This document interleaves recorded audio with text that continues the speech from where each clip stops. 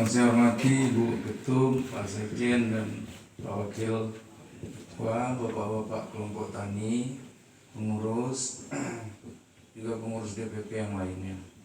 Kalau ada perwakilan Korwil juga, dan wabil khusus Pak Is ini, dan Pak Ngatmo, terima kasih atas kehadirannya.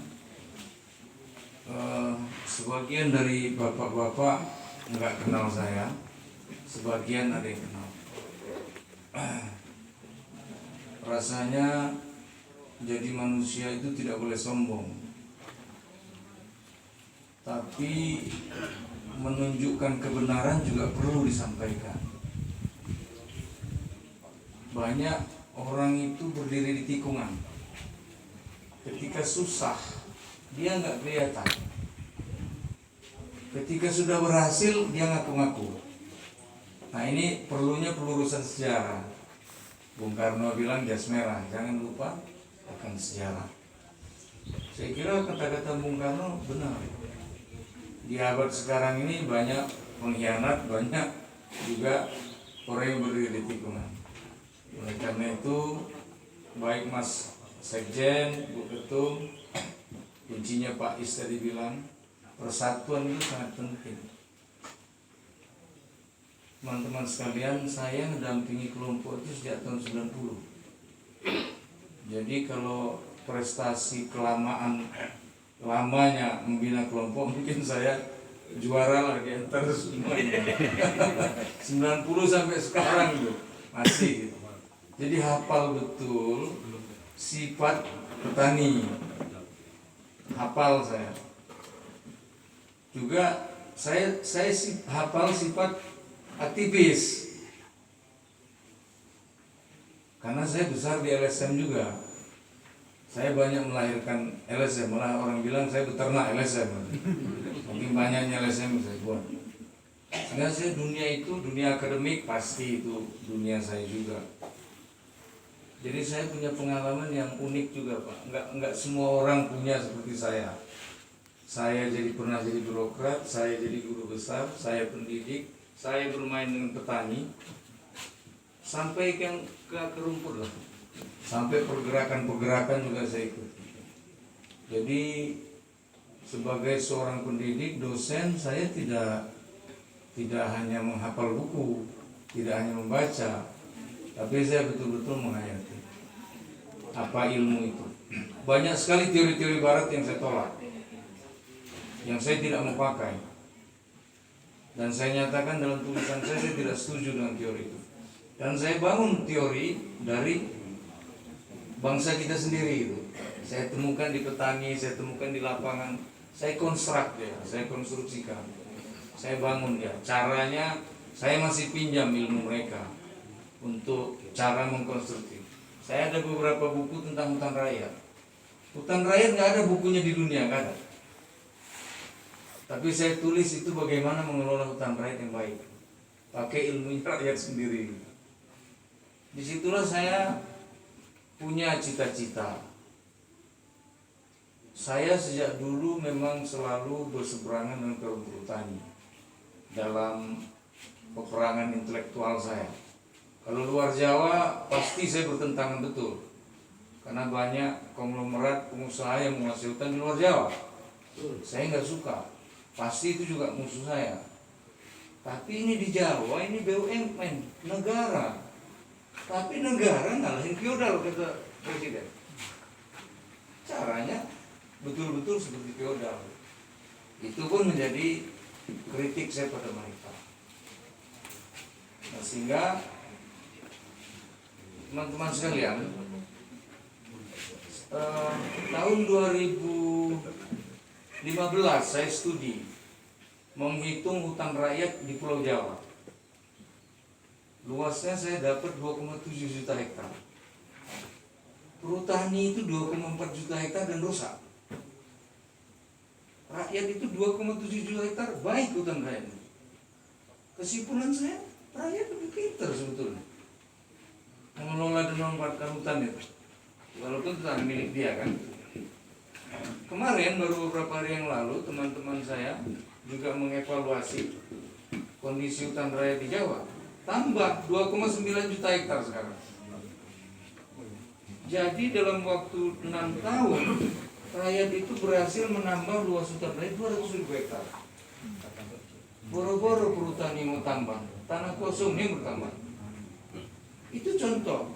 Makanya saya, ya kalau sebagai anak-anak bangsa yang punya pengetahuan di perhutanan, perhutani itu memang perlu dibantu dalam banyak hal, ketidaktahuannya, terus mengelola hutan yang nggak tepat dan lain sebagainya, perlu dibantu. Nah, kemarin kita malas bantunya, karena dia juga nggak banyak bantu pada rakyat. Nah sekarang perjuangan saya kira benar, Bu Ketum ya. Dulu saya itu karena pernah jadi dirjen, dan dirjen itu menentukan di LHK. Walaupun saya hanya 2 tahun, tapi tekad saya 2 yang harus saya selesaikan sebagai apa ya? Sebagai milestone sebagai ya peninggalan saya lah. Kalau saya nanti ditanya oleh rakyat, kalau saya ditanya oleh Tuhan, apa yang kamu kerjakan ketika pejabat? Jadi 2 yang saya kerjakan Bapak Ibu sekalian. Yang pertama, saya harus berhasil memastikan berapa luas hutan yang bisa jadi perhutanan sosial. Saya harus pastikan, dan tanda tangan saya, karena saya dirjen planologi memang yang mengalokasikan tanah. Sebenarnya konsep saya di buku putihnya Jokowi, karena itu kan ada panitia 9, kalau ada buku panitia 9, itu disusun dari para ahli. Saya salah satu yang ditanya. Jadi saya menulis, ditulis sebetulnya di situ. Yang saya minta untuk PS itu 40 juta hektar. Yang saya minta. Saya turunkan dari pasal 33 Undang-Undang Dasar 45. Pelaku ekonomi di negara ini ada 3. 1 negara diwakili BUMN, 1 swasta, dan 1-nya lagi rakyat. Itu pelaku ekonomi. Jadi Bapak itu punya hak sebagai pemain ekonomi, sama derajatnya dengan pengusaha. Cuma memang nggak ngeh terus. Saya kadang-kadang bingung dengan pemerintah itu. Katanya itu memperjuangkan pemerintah, partai politik juga katanya memperjuangkan pemerintah, rakyat. Tapi dalam tata laksananya itu tidak kelihatan tuh. Itu yang jadi persoalan terus. Karena itu saya berharap Pak Jokowi punya semangat kerakyatan. Oke lah, siapa tahu ini berbeda dengan presiden yang lain, kira-kira gitu. Makanya kita tulis 40 juta. Selesai, Pak Jokowi menang, lalu menterinya seperti menteri yang sekarang, dan saya memang masih ada di dalam. Pada waktu itu saya kepala badan Litbang, penelitian dan pengembangan dan inovasi. Jadi karena ya Bu Menteri juga bagus, dia orang yang cerdas, beliau juga birokrat, mantan sekjen Dekagri. Jadi pencermatannya pada pejabat dia paham. Dari sekian banyak dirjen eselon 1, dia lihat saya gitu. Itu pun setelah 2 minggu. Saya enggak mau juga ketemu menteri. Saya kalau nggak dipanggil saya nggak datang. Rupanya dalam satu rapat, setelah 2 minggu ada rapat, sayalah orang yang pertama yang tidak mencium tangan dia dalam pembicaraan. Ya, saya justru mengkritik. Ini yang harus ibu kerjakan sebagai menteri, itu kira-kira poin saya. Kalau yang lain kan, wah hebat Bu, terima kasih Bu, mohon bimbingan, gitu-gitulah. Ngomong yang enak-enak lah. Saya enggak, pedas saja saya ngomong. Tapi kalau dari awal nggak dikasih tahu, ini masuk angin juga. Nah, saya kasih tahu lah, apa yang harus dikerjakan, apa kelemahannya. Malamnya saya dipanggil, langsung dibuat tim panitia, saya ditunjuk sebagai koordinator penataan kelembagaan. Karena kehutanan dan lingkungan hidup jadi satu kan, nggak ada yang bisa ngerjain.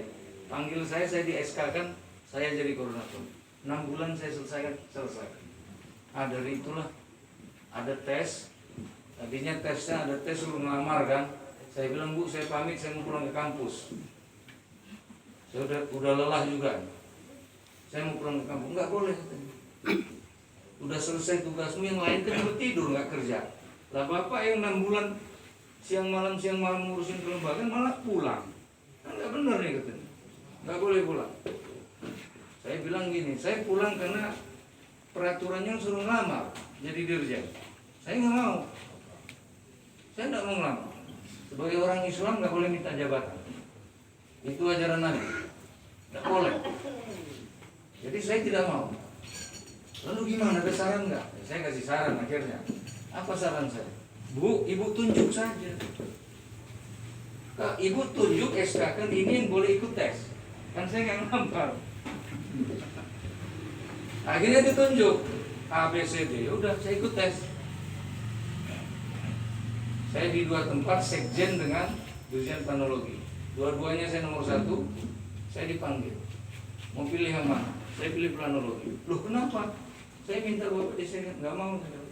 Saya mau di planologi. Karena ada 2 tadi target saya.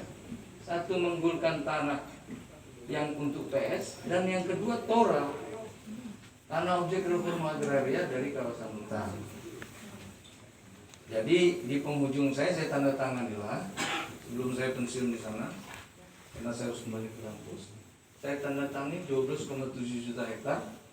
Yang saya tanda tangani 13,8 juta hektar alokasi lahan untuk perhutanan sosial seluruh Indonesia.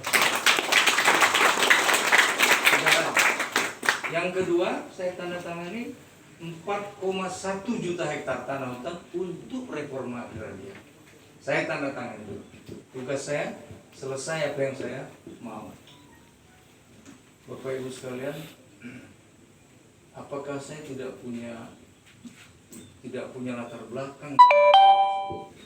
1, saya tidak terlibat segala macam proses terdahulu.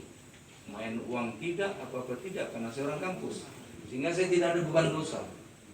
Kalau toh saya nggak salah ngambil keputusan, bertanggung jawab saya dengan Tuhan. Yang penting saya nggak masuk penjara. Karena toh saya nggak ngapa-ngapain. Saya hanya buat kebijakan ngebela rakyat. Tapi yang mendasari saya ini, saya bagaimanapun perintah kita orang Islam itu adalah baca Al-Quran, pahami, lalu laksanakan isi. Jadi saya memegang surat Al-Ma'un dengan surat Al-Baqarah ayat 177. Itu berkaitan dengan orang-orang miskin, berkaitan dengan orang-orang duafa, orang-orang lemah. Tahukah kita siapa orang-orang yang lemah di Indonesia ini? Adalah umat Islam. Umat Islam. Nah karena itu bismillah saya tadi itu, mudah-mudahan ini menjadi ibadah bagi saya. Inilah yang terjadi sekarang. Perjuangannya panjang sebetulnya. Sudah. Jadi apa, dirjen jadi PS 12,7 sudah kan? Nah di penghujung itulah saya Hanafi dengan Bu Ketum itu, karena saya punya gagasan bagaimana membelah Perum. Sebenarnya membelah Perum itu sejak itu, bukan kemarin aja. Cuma karena kemarin nggak tuntas, UCK kesempatan untuk nerobos ke dasarnya. Kalau tidak ideolog, kalau tidak dipikirkan sejak awal, nggak mungkin. Gerakan pemikiran saya itu akan dari dulu sampai sekarang itu sama aja. Nggak mungkin. Tiba-tiba saja karena takut dengan menteri, karena takut dengan presiden. Enggak, saya tidak ada takutnya. Ngapain takut dengan menteri, ngapain takut dengan presiden? Sama-sama manusia. Ada yang kita takut, Tuhan aja kita takut. Kebenaran itu harus kita berikan. Nah, syarat ngebelahnya kita evaluasi PHBM. 15 tahun PHBM, LMDH itu evaluasi. Ternyata yang berhasil cuma 4%. Yang ngomong bukan saya, yang ngomong salah satu direktur di Perum Perhutani. Lalu kedengar dengan Pak Jokowi, karena Pak Jokowi pada waktu itu mau cari tanah untuk pangan di Jawa, selalu dihadang dengan Perum.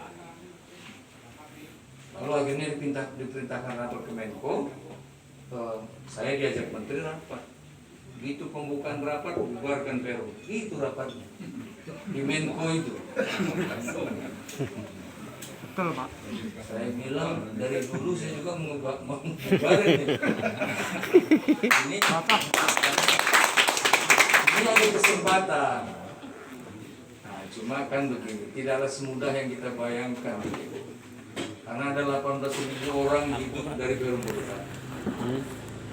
Ada 5.600 desa, penduduknya bergantung dengan tanaman. Tidak semudah membelah durian. Saya kasih penjelasan ke Menko yang intinya jangan sekarang, kira-kira kayak gitu intinya. Ya sudah, tapi harus ada terobosan apa? Oke, Bu Menteri, saya minta izin. Kalau Ibu setuju, ini ada caranya, dipotong begini caranya. Keluarlah P139. Perhutani mutung di P139, nggak dilibatkan apa-apa. Ya kalau dilibatkan nggak jalan. Ya memang harus ditinggal konsepnya. Nah, karena ditinggal itulah dia ngelawan. Tadi udah sekilas diceritakan Bu Ketum. Semua kalau dalam bahasa Inggris itu namanya blessing in the guise. Jadi ada hal-hal yang tidak terduga, tapi karena kebaikan Allah gitu. Makanya kaosnya Bu Ketum kan tulisnya blessing. Rebo. Rampokan yang diberkati. Rampokan yang diberkati artinya. Siang hari bolong mana? Artinya kalau perampokan konstitusional, kan itu diberkati namanya. Yang kita kerjakan sekarang konstitusional loh. Kita lewat aturan, lewat undang-undang. Nah, ya begitulah namanya blessing in disguise. Perhutani nggak patuh, pusat iya, daerah enggak. Pusat bilang oke setuju P39, di bawah main-main sendiri. Kriminalisasi lah, inilah itulah. Sudah, tunggu aja murkanya Tuhan. Ribut kan? Kita matangkan aja sekalian ributnya. Nah itulah Gema yang mematangkannya.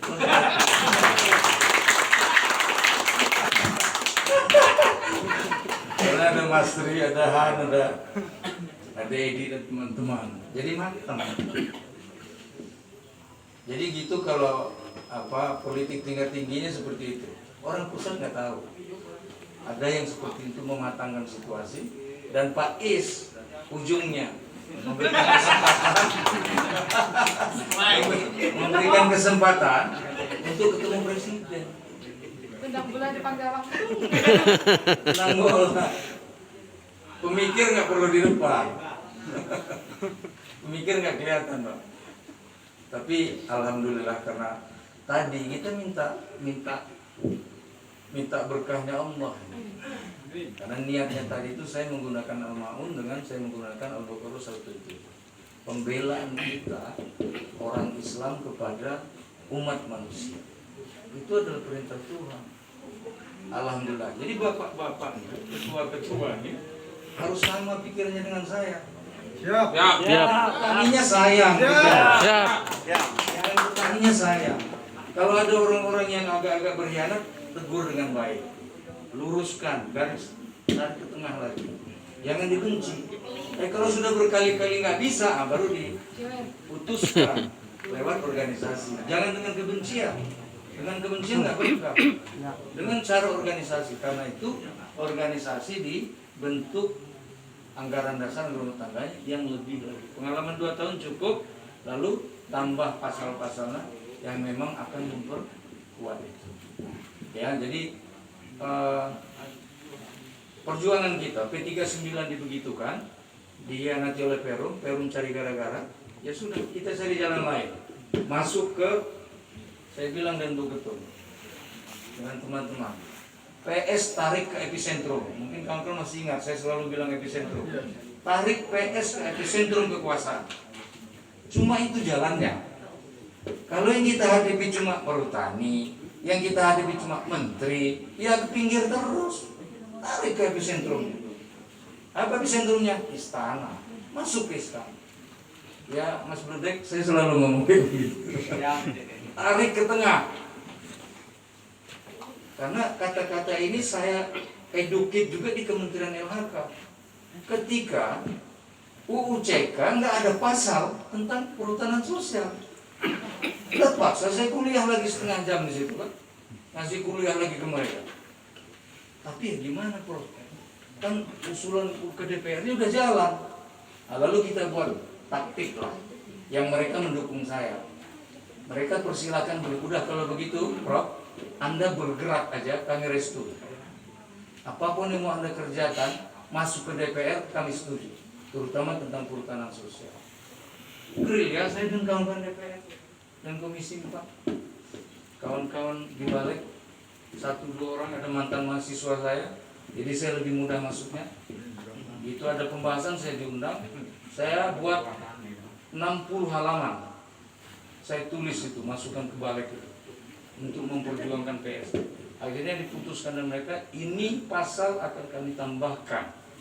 Muncullah pasal 29A dan pasal 29B di UJK. Itu yang mengatakan dengan tegas perhutanan sosial. Sudah, saya alhamdulillah.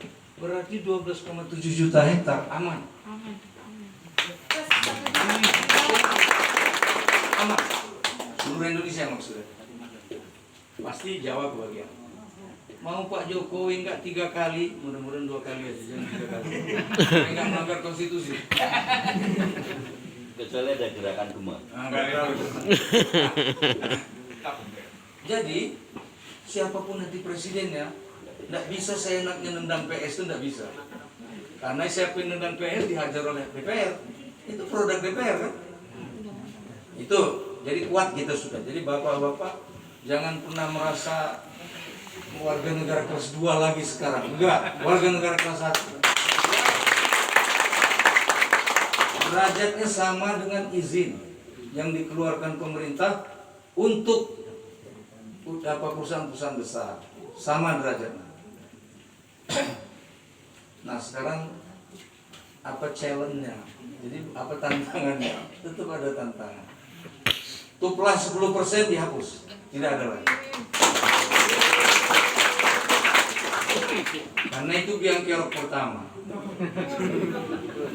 Jadi ceritanya di penghujung saya jadi dirjen, waktu saya buat draft juga ada masukan dari Bu Ketum dan teman-teman. Angka 10% nggak ada. Setelah saya pensiun, saya tidak punya akses lagi oleh PLH saya, pelaksana harian, ditambah. Karena katanya nggak ada rujukan, lalu merujuk kepada keputusan FAO. FAO itu entah negara entah berantah mana lah dunia. Nggak ngerti dia tentang Indonesia, dirujuk. Itulah kebodohan kita. Nggak ngerujuk apa yang ada di ini. Padahal kalau dirujuk tanah kosong, saya nyebutnya dulu itu tanah kosong. Tanah kosong itu nggak usah nanya ke FAO, tanya saja dengan perhutani apa yang dimaksud tanah kosong. Pasti lebih benar. Nggak ada yang 10%. Pokoknya yang sudah tidak produktif, 20% pun dianggap tanah kosong. Nah ketika dia merujuk ke FAO, nah sudah. Maka mulailah tuplah-tuplah itu main. Sebetulnya nggak ada gagasan pertama. Nah sekarang begini, UCK berhasil, tadilah berjuangnya juga berat karena memang yang buat UCK itu kan Kadin. Kadin dengan kekuatan keuangannya membuat konsultan. Konsultannya itu membuat apa yang kata mereka. Jadi urusan rakyat itu kecil, kurang diperhatikan. Pada waktu berjalannya UCK kan tertutup. Ketika PP mulai berkembang. PP ini mulai masuk, gerakan-gerakan rakyatnya mulai diterima beberapa bagian. Karena sudah terbuka ke publik. Termasuk tim saya, tim serap aspirasi namanya yang dibentuk Menko. Itu juga banyak memberi masukan sehingga banyak perubahan. Di draft peraturan kehutanan yang turun UCK itu awalnya itu cuma 190 halaman. Sekarang jadi 300. Jadi memang tambahannya banyak. Dan saya lihat bagus. Dan alhamdulillah jelas-jelas terang-terang di sana ditulis bahwa Perum Perhutani akan diberikan kawasan yang nanti akan ditegaskan di peraturan menteri. Pokoknya mereka ambil yang masih produktif semua dan sudah ada simulasi hitungan-hitungan.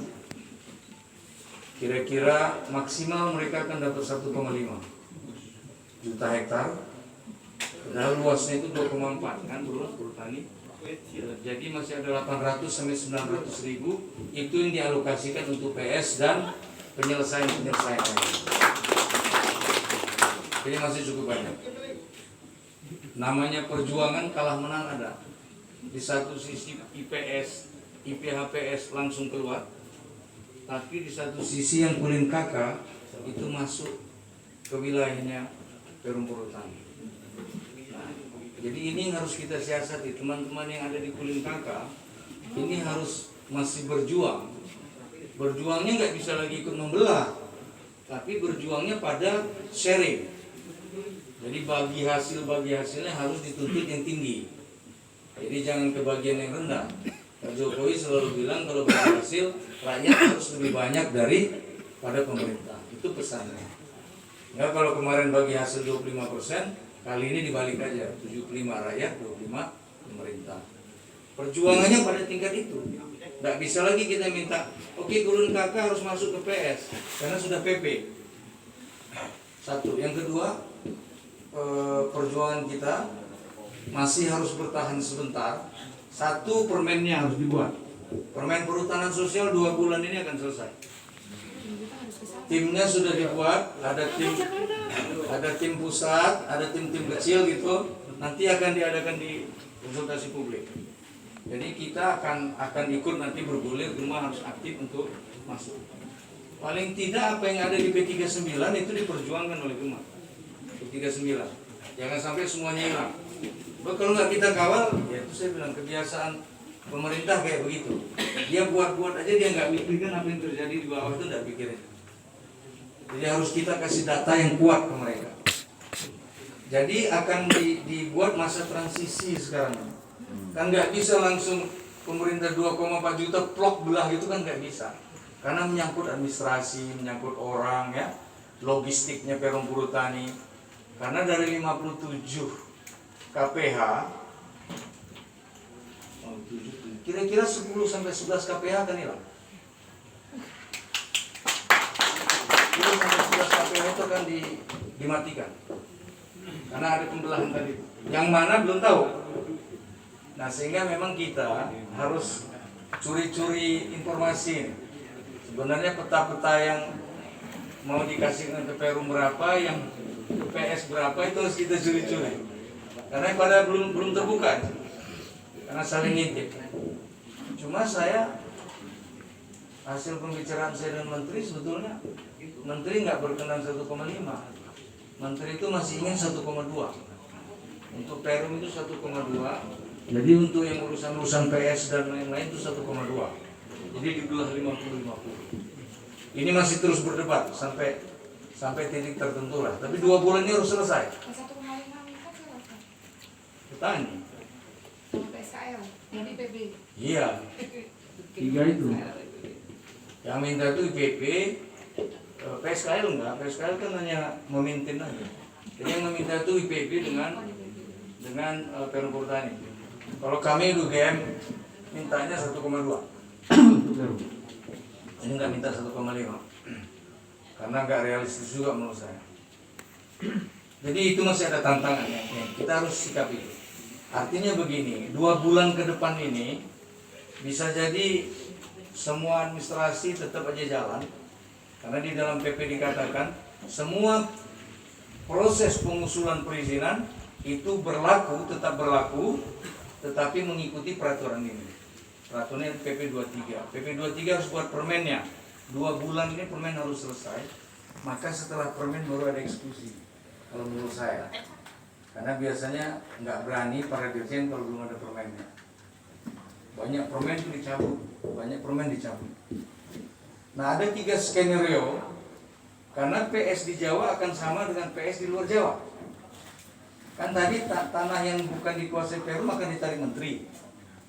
Jadi berarti sama perlakuannya dengan hutan di luar Jawa. Kan ada 5 skenario. HKM, HTR, hutan desa, hutan adat, kemitraan. Nah di Jawa itu yang paling mungkin menurut saya hutan desa. Hutan desa itu isinya diberikan ke lembaga desa. Orangnya di dalam boleh penduduk.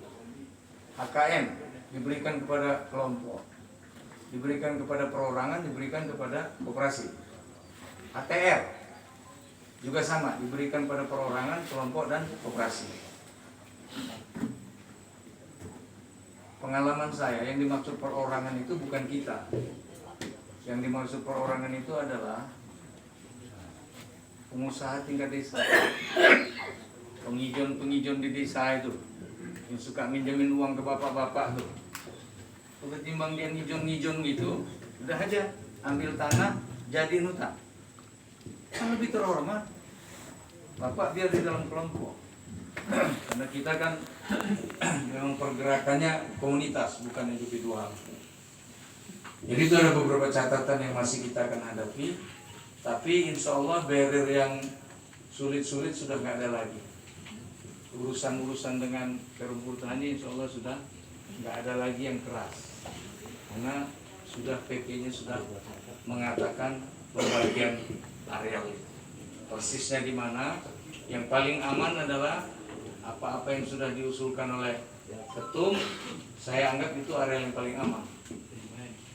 Mudah-mudahan itu bisa masuk. Karena ada 800 sampai 900 ribu hektar. Menurut saya Gema nggak mampu kalau semuanya. Biarin gerakan-gerakan yang lain juga. Ya, semua kampung akan diselesaikan. Jalan-jalan di dalam hutan yang pembangunan negara akan dikeluarkan. Pokoknya semua akan diberesin. Itu arealnya kira-kira 115 ribu hektar seluruh Jawa. Jadi mudah-mudahan ini kampung segala macam ini segera, dan itu sudah ditindaklanjuti oleh ketum ya melalui KSP. Karena itu perintah langsung dari presiden. Karena itu pasalnya disantolkan. Jadi sekarang itu pasal ada, dukungan presiden ada.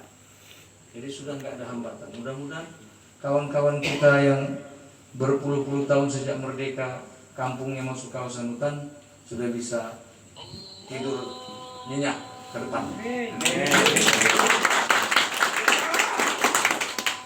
Saya kira kita patut bersyukur karena kita mulai merasakan ada kemerdekaan yang sesungguhnya terhadap wilayah-wilayah di perkampungan. Yang penting jangan lupa segera kampung-kampung yang berkaitan dengan masih berada dalam kawasan hutan, bapak-bapak melapor ke ketum supaya bisa dibantu oleh ketum untuk mengolah. Itu yang penting. Jadi jangan diam-diam aja. Saya kira demikian ya Pak Ketum ya. Sudah banyak yang saya sampaikan. Saya baru ngomong kebijakan aja, belum teknis. Teknis besok ya. Nanti sore. Oh nanti sore. Oke. Saya baru bicara kebijakan dan saya minta semua bekerja baik, tenang. Pasti ada wujud dari yang kita inginkan. Saya kira itu. Mohon maaf kepanjangan. Terima kasih. Assalamualaikum warahmatullahi wabarakatuh.